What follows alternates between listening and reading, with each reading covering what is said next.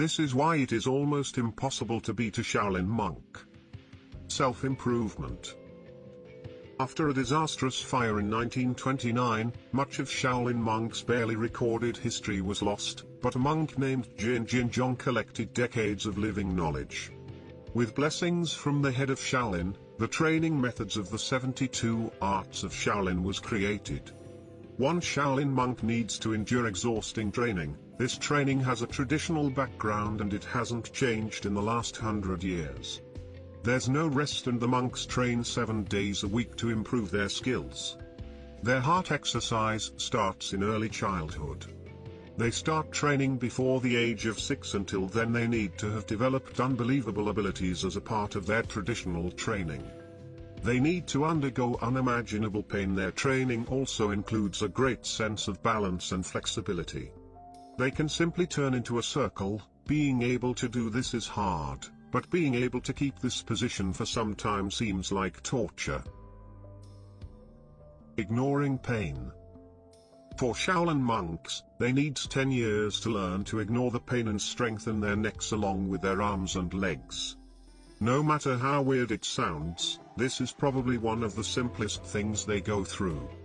They can resist a powerful punch in the throat with a stick, and what's more shocking, Shaolin monks can even break the stick with their throats.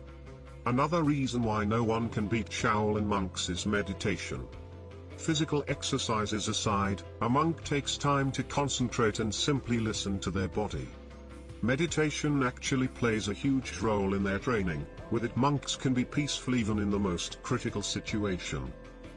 Diamond finger. Being called diamond finger, iron finger or Buddha's finger, this technique that Shaolin monks need to go through will shock you. So, in the very center of the yard of the Shaolin monastery, there's a tree, then the monks press a finger on a hard surface. The thing is, the pressure needs to be constant. This is more like an exercise of endurance and perseverance. After training this exercise, the Shaolin monks are ready to attack CK with fingers. After these training things, Shaolin monks are able to do with their fingers are simply amazing. Their fingers can be compared to metal. The fact that monks can break stone when finished with this training, why you shouldn't mess with a Shaolin monk. Glass breaking.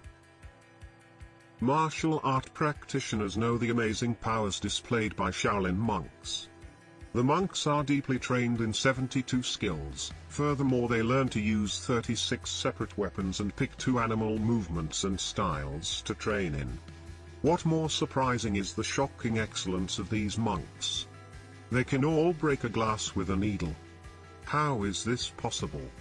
Glass is kind of strong and it's unbelievable to think that a needle can break it. But one small break is enough to make this glass amazingly weak.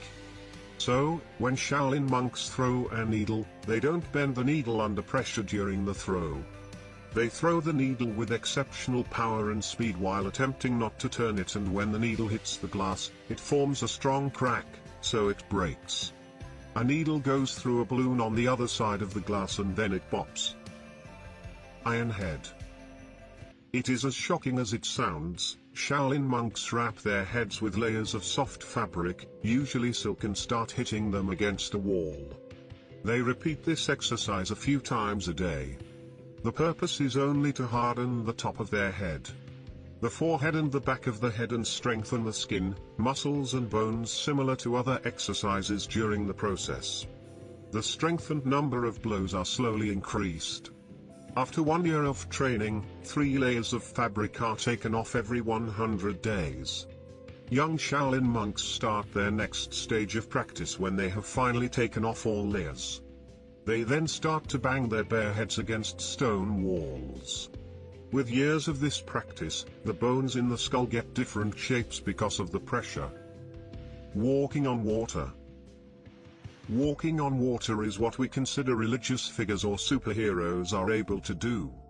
This fearless monk can walk on water technically. Qi Liliang is a Chinese monk who joined the Shaolin monks for his inspiration of kung fu moves.